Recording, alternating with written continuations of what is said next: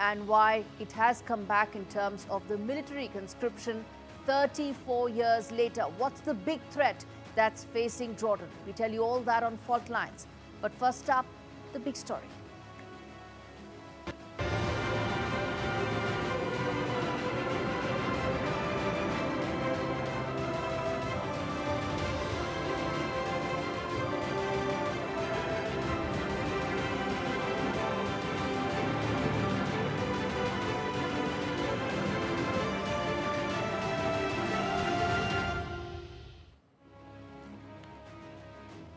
Xi Jinping's military parade, once in a decade parade, that is meant to send as much a political message as a military one. It ticked all the right boxes. There were 25 world leaders there standing next to the Chinese president as he inspected the carefully scripted spectacle. The Chinese president was in fact, on top of the Chinese-made limousine, showing Chinese weaponry and Chinese intent to create an alternate world order. Two, what mattered in terms of how much of this is now going to be Trump's own doing is a separate matter. But let's first get you what really stood out as far as this parade is concerned and why it mattered for everyone around the world to take a look. Let's get you those 5 key takeaways that tell you all about the Victory Day parade. First and foremost, in terms of why it mattered, missiles over carriers.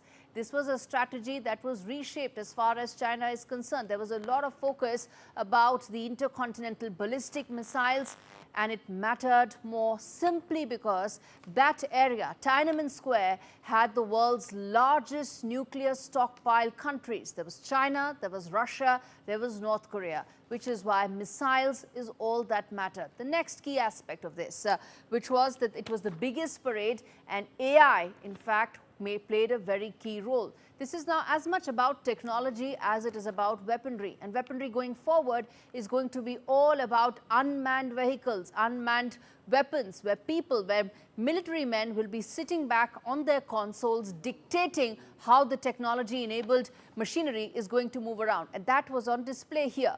Next up, the other key aspect of the takeaway here was that drones were there, and however, battlefield proof is something that still remains, simply because China hasn't fought a war in over 2 generations.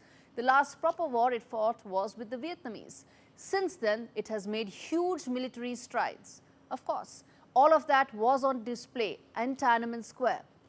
That included drones as well. That included some of the finest weaponry, but it's still untested on the battlefield. Next up, the other key takeaway. This was really the big aspect of what this meeting and this show of solidarity was all about, which was Xi Jinping flanked by Vladimir Putin and Kim Jong-un, the North Korean dictator, the Russian autocrat and the Chinese autocrat. And they haven't come together for the last 66 years. This was a spectacle that was last seen in the heat of the Cold War. And that is why that big photo op, that big headline is still one of the key aspects of what the military parade was all about. Next up, lastly, weapons parade also doubled up as far as sales pitch is concerned. Of course, China would be looking to ensure that a large part of these weapons, which will be mass produced, could be sent off to the 25 other countries who had come there to participate. That also included some European countries. It included NATO allies as well,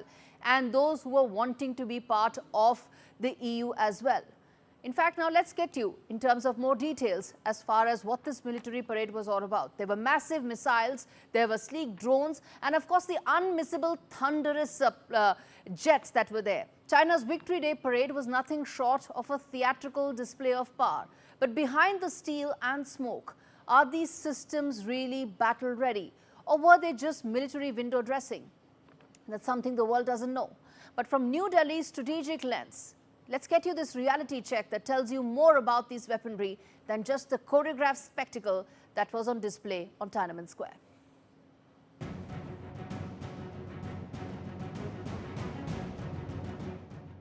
In the heart of Beijing, under Xi Jinping's watchful eye, China unveiled its latest military muscle. 50,000 spectators watched as Xi's war machines thundered to the Tiananmen Square. Hypersonic missiles, AI drones, laser weapons, and enormous undersea drones all rolled out in lockstep. At the front, the DF 61, a massive mobile intercontinental ballistic missile.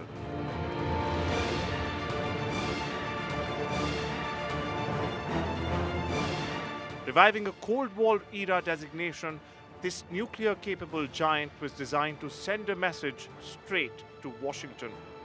Then came the YJ 21, a hypersonic anti ship missile with unpredictable flight paths, built to outmaneuver naval defenses, on paper at least.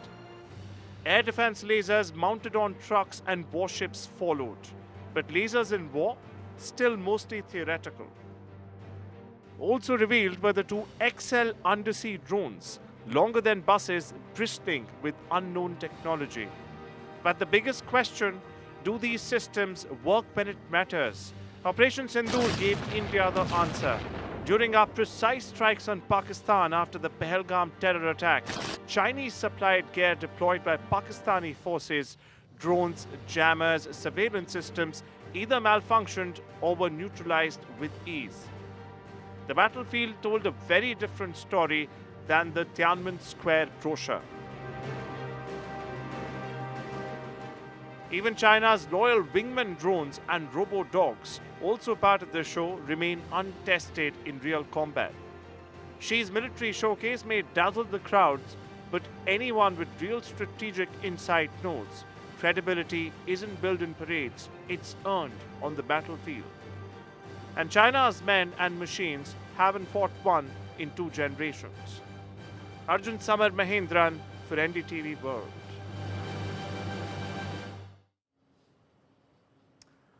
All right, let's get in General Sanjay Verma to talk more on this. He joins us on the broadcast. General Verma, now we've been talking about the weapons that were on display. They matter to us because at some point of time they're going to land in Pakistani hands. Maybe the watered down versions, maybe in about 2 to 5 years. But I want to first understand from you, you saw the weaponry that was on display. What were your initial thoughts? Were you impressed? Or again, were you also wondering how much of this is actually going to work out on the battlefield? Like in Operation Sindoor, we found out they were not good enough. Yeah, very good afternoon, Gauri. I think the introduction which you gave, highlighting the key 5 takeaways, are very important. And whether it is, reshaping or re-gearing up of how China is equipping its arsenal, and the question which comes to mind is how battle readiness are they? I think there are the takeaways. Besides, I'll discuss what is how we can look at the battle readiness. But first and most important is that the showcasing of its military power on the occasion of the 80th anniversary, look at the timing. The timing was very critical. And in the presence of, not only 25 to 26 world leaders, but along with North Korea, Kim, and Russia, Putin, this was something which is actually more, it sends a loud message, whether the weapon may deliver or no. Now, this sort of a combination has more to say than what it actually conveys. Coming on to your straight question, whether they will be able to deliver or prove their battle worthiness. We all know animals have feelings. They depend on kindness, just like you and... Were actually like right from the sci-fi Isaac Asimov era, the sort of the J Mighty Dragon Fighter, then the AI powered, they have this vehicle 60-meter underwater drone. I mean, these are something which are actually from scientific fiction. But majority of them, or most of them, are also a build-up on their earlier versions, like the missile, like the one which comes with the Dongfang 5, DF-61. These are 12,000 kilometers air launched and even submarine launched. Now they are all from the era of DF-5. So DF-5C coming in or DF-61 coming in is an improvement in technology, an improvement in the sort of capability, range, lethality, and its capability. So while they were looking at silo based, now they have looked at air launched also. And there's another interesting worm killer, Dongfang 26D, which is an IRBM. And so if they are, actually giving a name to it as a worm killer, General Verma, that means, then let me ask you this, that what is it that probably struck out the most for you in terms of weaponry to look out for? Any specific set of weaponry that you think really stood out? sure. I think the Chinese are trying to break away from their traditional modes, what you were saying, missiles over carrier strategy. Absolutely. So I think it's a takeaway from what they are seeing at what is going on in the Ukraine war. So a preponderance of missile systems, preponderance of air delivery systems, preponderance of drones. Look at the way they have proliferated drones. The loyal wingman. Yes, it raises question whether loyal wingman will be actually accompanying the fighter jet. I mean, I have a little bit of reservation, but it's a very interesting idea. Similarly, then the other drones which they have come, the robo wolves. Fine, this technology is possible and is available. So the takeaway from this is that yes, they are learning to break away from the traditional way they were looking at fighting the battle. They are learning from the Ukraine war. They are gearing up to new technologies, and first and the most important thing, how they are integrating AI. They have learned that, and in fact, it is more pertinent to the Chinese army, PLA, the decision making. So they are integrating AI into their battle systems. Now, this is a question which remains still unanswered, because compared to the US way, where the delegation of authority to fight a battle, doctrine, change a strategy, is Okay. is is a is a bottoms up approach. All right. Whereas in China, the way they control it, how they can exploit these weapons, that leaves a lot to answer. General Verma, very quickly, final question, which is that from an America point of view, this entire spectacle had only one audience. That audience was Donald Trump. Now, from an American point of view, what would be that one section or segment of weaponry that you think the Americans would probably be then spending sleepless night over? Or is there any that they would be spending sleepless night over? I think what is actually pertinent in our context also, the Americans would also like to strengthen their air defense system. If they are looking at IRBM and ICBMs with the range which they are boasting of, I think we need a robust air defense system.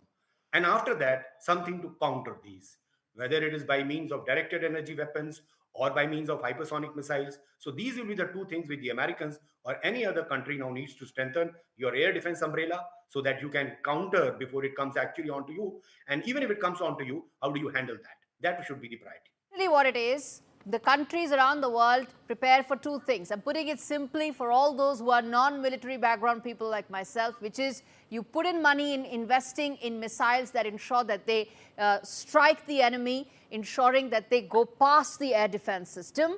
And at the same time, you put in money in ensuring that you have an air defense system that can take down missiles from the enemy side. So that's essentially how you sort of ensure you spend on both aspects of it, simplifying it for all viewers like me who try and keep defense technology and weaponry as simple as it gets. Thank you so much, General Verma, for joining me on Fault Lines this week.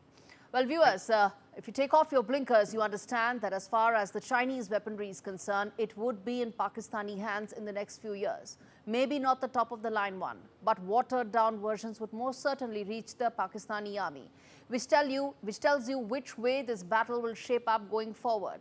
But beyond China's power projection, for India, there are three clear takeaways. First and foremost, 11 out of the 14 countries that share their boundary with China were there. And apart from New Delhi and Bhutan, the third notable absence was of Afghanistan. That's extremely important. Now, second aspect is that the Chinese will mass produce all that was on display. So over the next course of few years, you will see a lot of this weaponry being produced at a very fast pace. And lastly, the focus will be on unmanned vehicles, whether in air or in sea, indicative of where New Delhi needs to focus, build, and ensure it innovates. Well, viewers, on that note, we slip into a quick break. We return with more updates and more stories on the other side. Stay with us.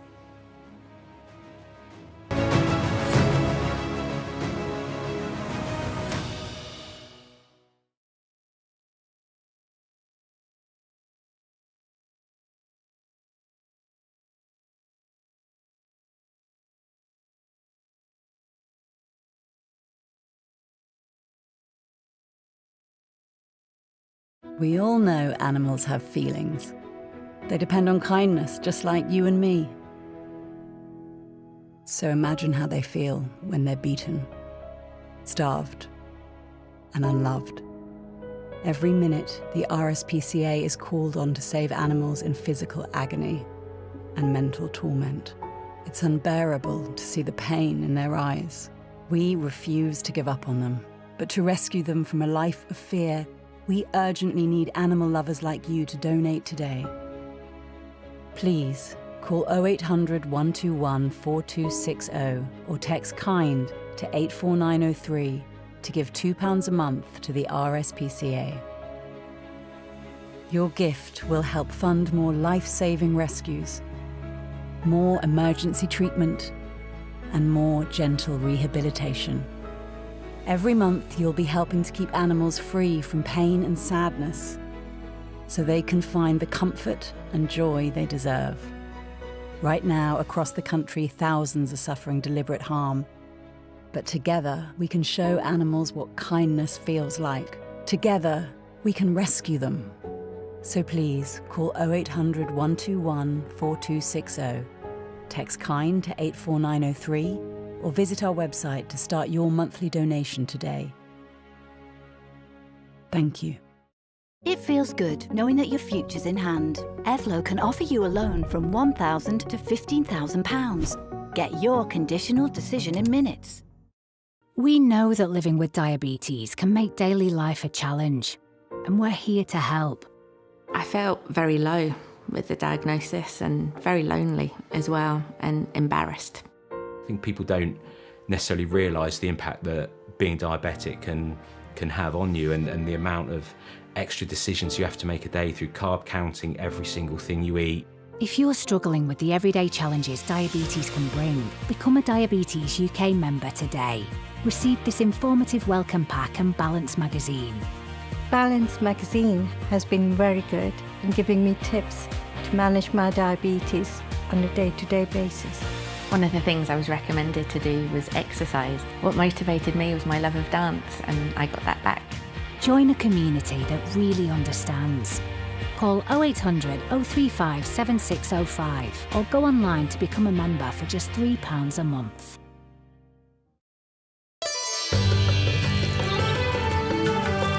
Sometimes it's the little things that remind us of them. Stay close, even when you're far apart. Send money worldwide with Remitly.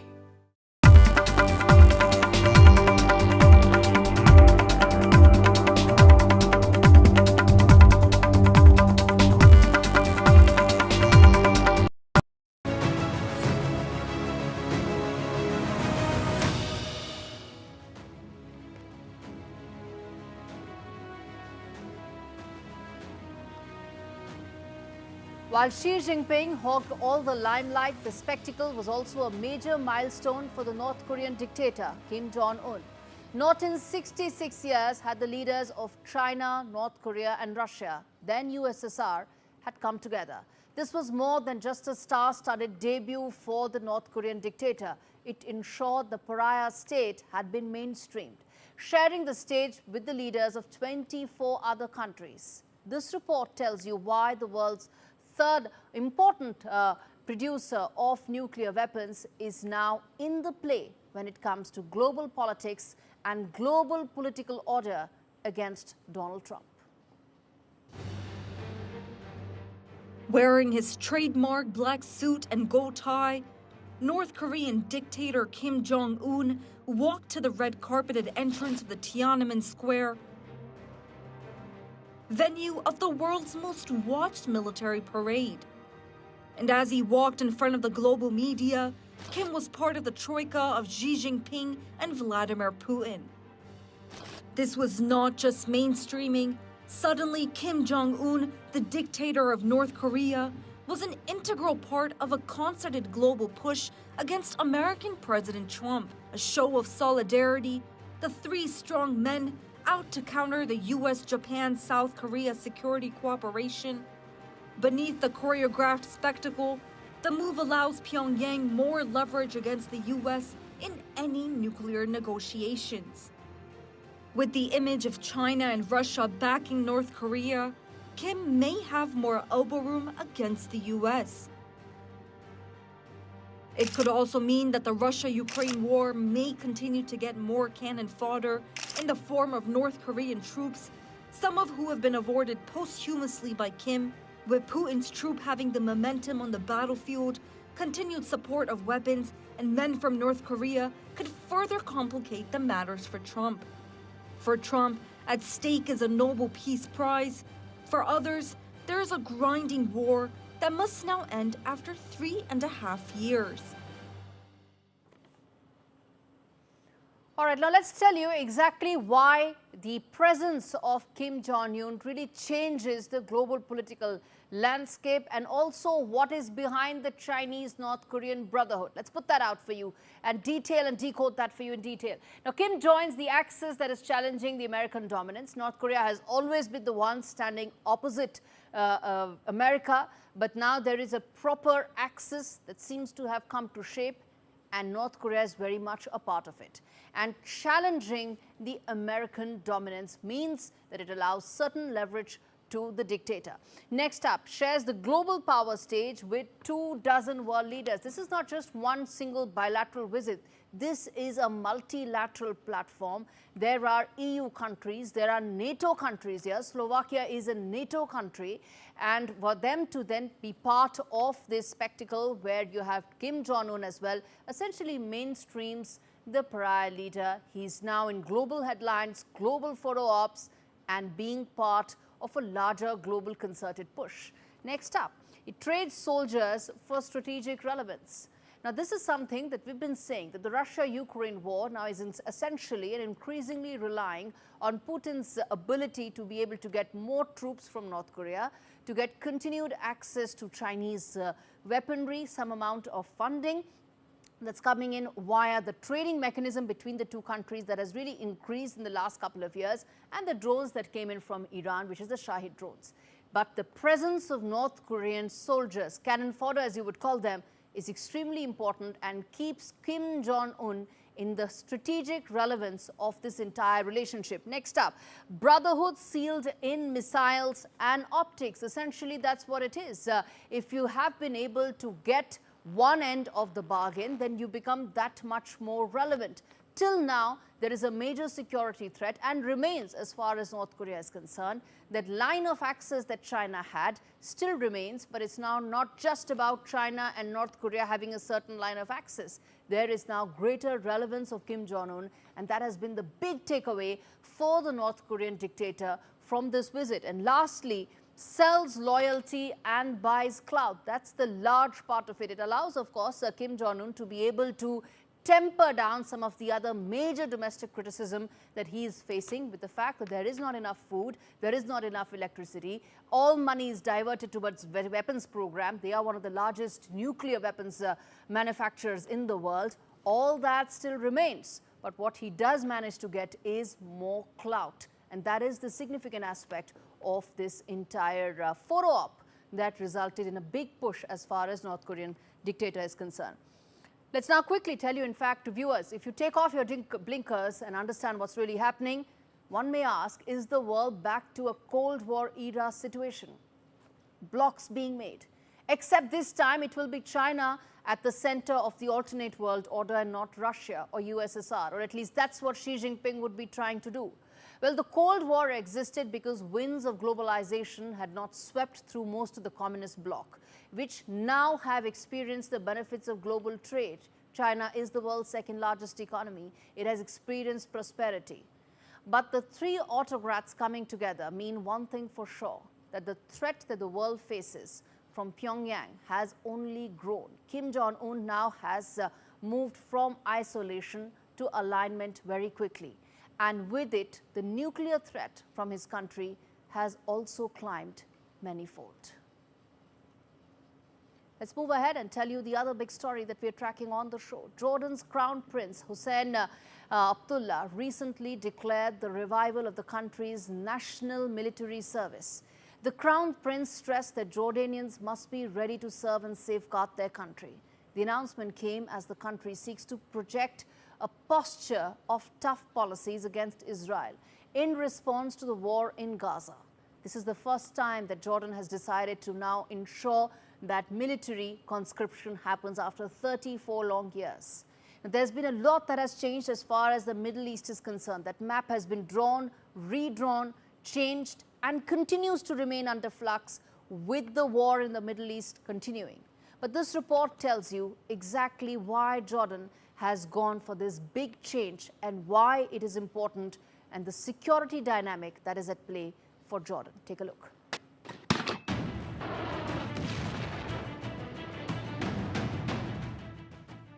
A dramatic shift in national policy is unfolding in the heart of the Middle East. Jordan, nearly 34 years after ending compulsory military service, is now reintroducing conscription, a measure stirring deep regional implications. The announcement comes against a backdrop of heightened regional instability, notably provoked by public remarks from Israeli Prime Minister Benjamin Netanyahu reaffirming his commitment to a greater Israel vision, a statement widely seen as an expansionist threat to neighboring nations. Jordan's Crown Prince Hussein bin Abdullah has declared that young people must be ready to serve the nation and defend it. The new program aims to awaken a renewed sense of national duty. The plan unfolds in phases, starting with 6,000 male recruits born after 2007. Jordan hopes to scale up to accommodate the majority of eligible youth in time. Conscripts will face a demanding dual-track regimen, a military training component and a theoretical curriculum led by civilian experts in history, economics and culture. So why this sudden move by Jordan? There could be several reasons. On the eastern border, relentless drug smuggling attempts from Iraq are compounded by Iranian militia infiltration. To the north, the collapse of the Assad regime in Syria has left an unpredictable and volatile security environment. On the western frontier, tensions with Israel are on the rise, fueled by Netanyahu's push for a greater Israel expansion plan. And looming large over all of this, the war in Gaza, just 60 kilometers away, intensifying Jordan's threat perceptions and border anxieties. Although officials publicly reject the notion that conscription is a reaction to Israeli threats, the timing and rollout point to Jordan bracing itself for an extended period of regional volatility. With Vishal, Vivek, Bureau Report, NDTV. With that, we wrap things up on this edition. Next week, we come back with yet another war, yet another conflict, yet another fault line decoded for you. Thanks so much for watching this edition.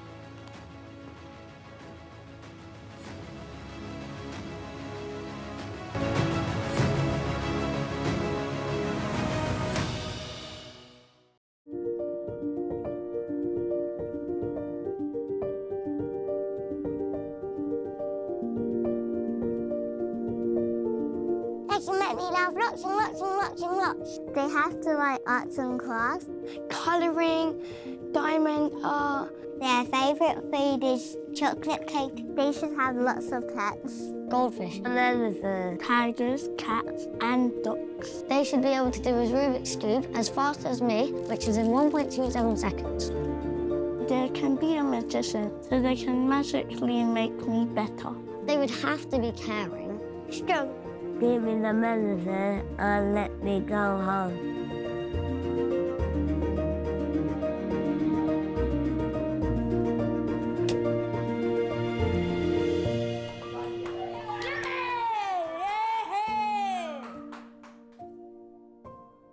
Thank you. With Post Office Over 50s life cover, enjoy peace of mind knowing your family will receive a guaranteed payout when you're gone.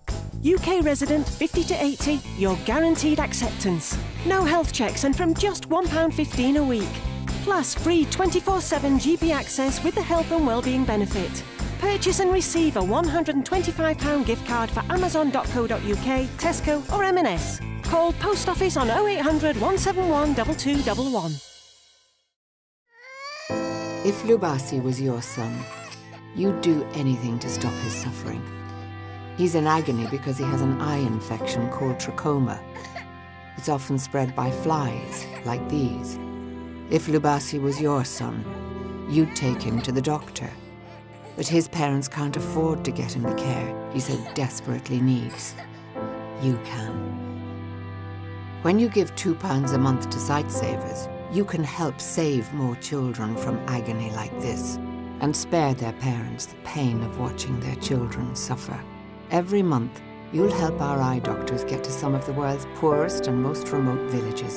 It's so simple to treat trachoma, but we urgently need your support to do it. So please call 0800 038 4920, text Site10 to 82727, or go to sightsavers.tv to give £2 a month to Sightsavers right now.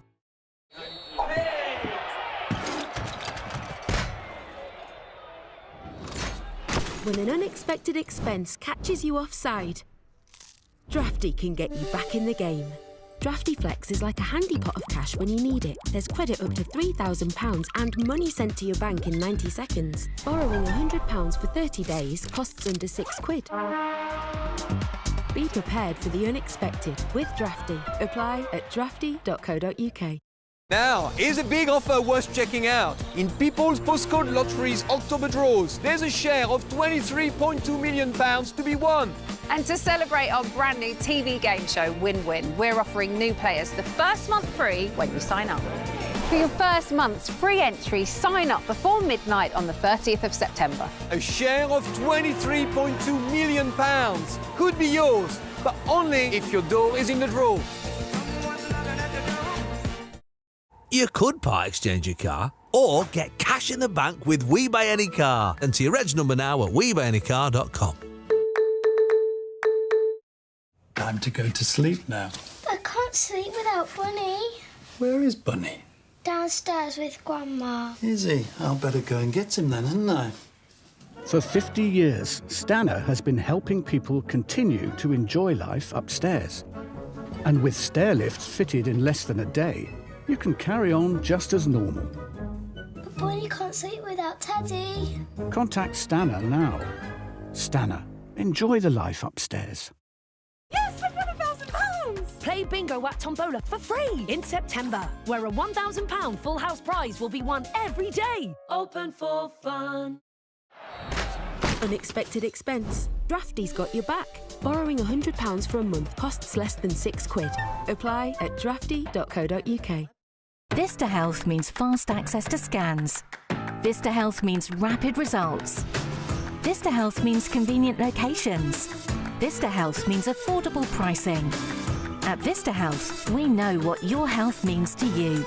And that's why we provide fast access to MRI, ultrasound, echocardiogram and other health scans, without the need for a referral or medical insurance. Get the answers you need. Book your scan today at vistahealth.co.uk. Some people think life slows down in your 50s, but I've got a few rounds left to go. And I don't want my lot to have to worry about funeral costs. Let them spend their money on nicer things. So I decided to learn more about over 50s life insurance from Cover Today. Cover Today are the only over 50s life insurer with no waiting period, unlike other insurers who could make you wait up to 2 years for full cover. With Cover Today, you're fully covered from day one, and you're covered for the whole of your life. Plus, unlike other things in life, the price never goes up. Go online or talk to their friendly UK team in just one phone call. Cover Today are the only over 50s life insurer with no waiting period and no annoying trips to the doctors either. Plus, you get your choice of a £125 gift card. Now I'm with Cover Today, I can get on with something much more interesting. To find out more about Cover Today, call our friendly UK team on 0800 380 0060 or visit covertoday.co.uk.